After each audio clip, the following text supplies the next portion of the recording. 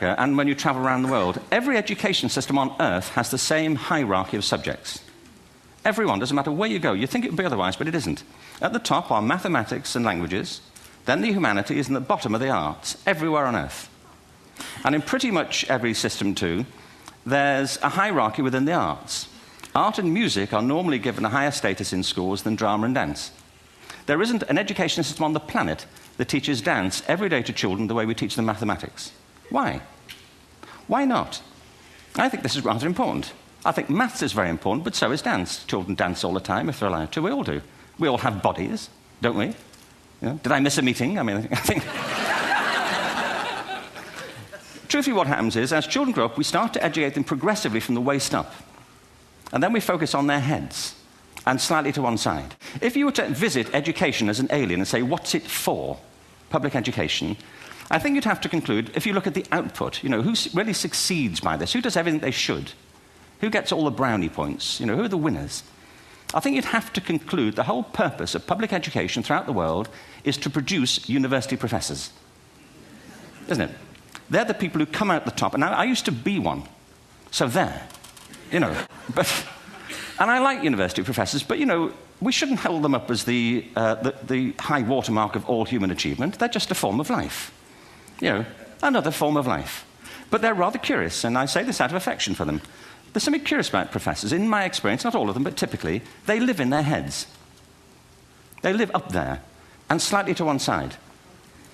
They're disembodied, you know, in a kind of literal way. You know, they look upon their body as a form of transport for their heads. It's a way of getting their head to meetings. If you want real evidence of out-of-body experiences, by the way, get yourself along to a residential conference for senior academics and pop into the discotheque on the final night. There you will see it. Grown men and women writhing uncontrollably off the beat, waiting to end so they can go home and write a paper about it. Our education system is predicated on the idea of academic ability. And there's a reason. The whole system was invented around the world. There were no public systems of education really before the 19th century. They all came into being to meet the needs of industrialism. So the hierarchy is rooted on two ideas. Number one, that the most useful subjects for work are at the top. So you were probably steered benignly away from things at school when you were a kid, things you liked, on the grounds you would never get a job doing that. Is that right? Don't do music, you're not going to be a musician. Don't do art, you won't be an artist. Benign advice. Now, profoundly mistaken. The whole world is engulfed in a revolution. And the second is academic ability, which has really come to dominate our view of intelligence because the universities designed the system in their image. If you think of it, the whole system of public education around the world is a protracted process of university entrance. And the consequence is that many highly talented, brilliant, creative people think they're not, because the thing they were good at school wasn't valued or was actually stigmatized. And I think we can't afford to go on that way. In the next 30 years, according to UNESCO, more people worldwide will be graduating through education than since the beginning of history. More people. And it's the combination of all the things we've talked about, technology and its transformational effect on work, and demography and the huge explosion in population. Suddenly, degrees aren't worth anything. Isn't that true? When I was a student, if you had a degree, you had a job. If you didn't have a job, it's because you didn't want one. And I didn't want one, frankly, so... but now, kids with degrees are often heading home to carry on playing video games. Because you need an MA, where the previous job required a BA, and now you need a PhD for the other. It's a process of academic inflation, and it indicates the whole structure of education is shifting beneath our feet. We need to radically rethink our view of intelligence. We know three things about intelligence. One, it's diverse.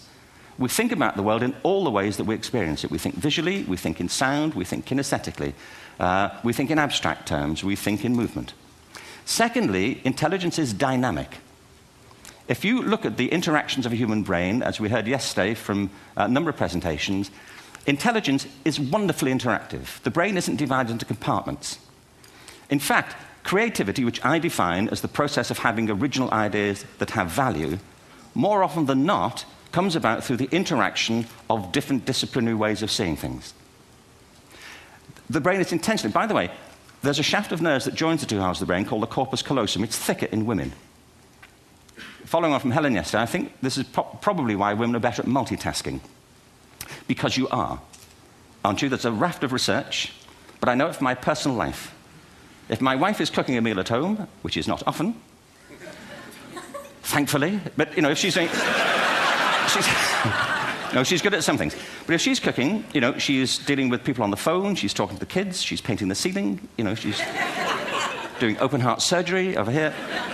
If I'm cooking, the door is shut, the kids are out, the phone's on the hook. If she comes in, I get annoyed. I say, Terry, please, I'm trying to fry an egg in here. You know, give me a break. Actually, do you know that old philosophical thing? If a tree falls in a forest and nobody hears it, did it happen? Remember that old chestnut? I saw a great T-shirt, really, recently, which said, if a man speaks his mind in a forest and no woman hears him, is he still wrong? And the third thing about intelligence is it's distinct. I'm doing a new book at the moment called Epiphany, which is based on a series of interviews with people about how they discovered their talent. I'm fascinated by how people got to be there. It's really prompted by a conversation I had with a wonderful woman who most people have never heard of. She's called Gillian Lynne. Have you heard of her? Some have. She's a choreographer, and everybody knows her work. She did Cats and Phantom of the Opera. She's wonderful. I used to be on the board of the Royal Ballet in England. Anyway, Gillian and I had lunch one day. I said, how'd you get to be a dancer? And she said it was interesting. When she was at school, she was really hopeless. And the school in the 30s wrote to her parents and said, we think Gillian has a learning disorder. She couldn't concentrate. She was fidgeting. I think now they'd say she had ADHD. Wouldn't you? But this was the 1930s, and ADHD hadn't been invented, you know, at this point. So it wasn't an available condition. You know, people weren't aware they could have that. Anyway, she went to see this specialist. So this oak-panelled room, and she was there with her mother, and she was led and sat on this chair at the end, and she sat on her hands for 20 minutes while this man talked to her mother about all the problems Gillian was having at school. And at the end of it, because she was disturbing people, her homework was always late and so on, little kid of 8, in the end, the doctor went and sat next to Gillian and said, Gillian, I've listened to all these things that your mother's told me. I need to speak to her privately. So he said, wait here, we'll be back. We won't be very long. And they went and left her. But as they went out the room, he turned on the radio that was sitting on his desk. And when they got out the room, he said to her mother, just stand and watch her. They left the room. She said she was on her feet, moving to the music. And they watched for a few minutes, and he turned to her mother, and he said, you know, Mrs. Lynne, Gillian isn't sick. She's a dancer. Take her to a dance school. I said, what happened? He said, she did. I can't tell you how wonderful it was. We walked in this room, and it was full of people like me. People who couldn't sit still. People who had to move to think. Who had to move to think. They did ballet, they did tap, they did jazz, they did modern, they did contemporary. She was eventually auditioned for the Royal Ballet School. She became a soloist. She had a wonderful career at the Royal Ballet. She eventually graduated from the Royal Ballet School, found her own company, the Gillian Dance Company, met Andrew Lloyd Webber. She's been responsible for some of the most successful musical theatre productions in history. She's given pleasure to millions, and she's a multi-millionaire. Somebody else might have put her on medication and told her to calm down. What I think it comes to is this. Al Gore spoke the other night about ecology and the revolution that was triggered by Rachel Carson.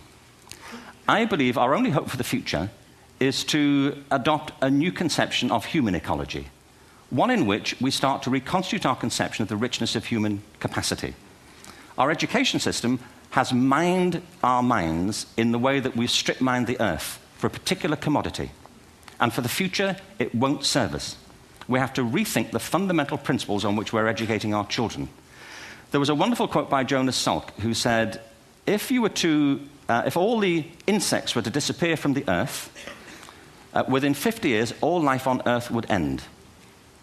If all human beings disappeared from the earth, within 50 years, all forms of life would flourish. And he's right. What TED celebrates is the gift of the human imagination. We have to be careful now that we use this gift wisely and that we avert some of the scenarios that we've talked about. And the only way we'll do it is by seeing our creative capacities for the richness they are and seeing our children for the hope that they are. And our task is to educate their whole being so they can face this future. By the way, we may not see this future, but they will. And our job is to help them make something of it.